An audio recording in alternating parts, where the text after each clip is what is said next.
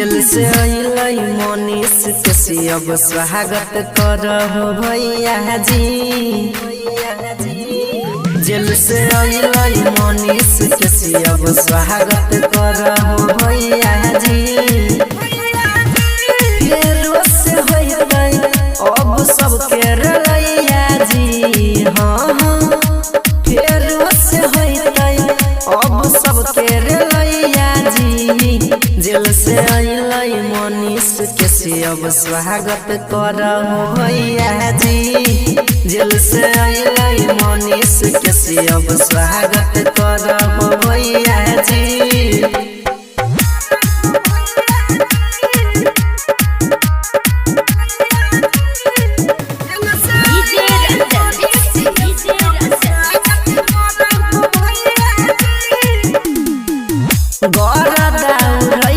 सबके रख देते फाड़ के मनीष कश्यप भैया छियै बिहार के।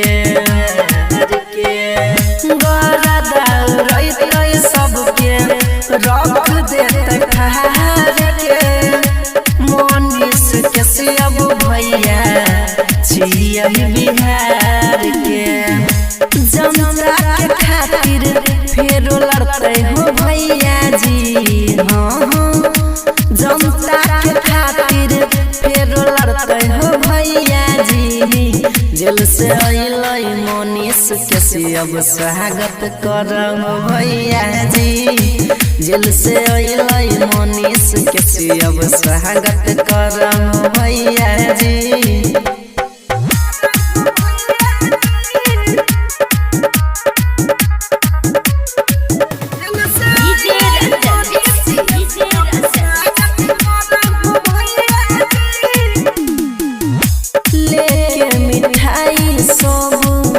लागल छनेला छियै बिहार के शेर अकेला।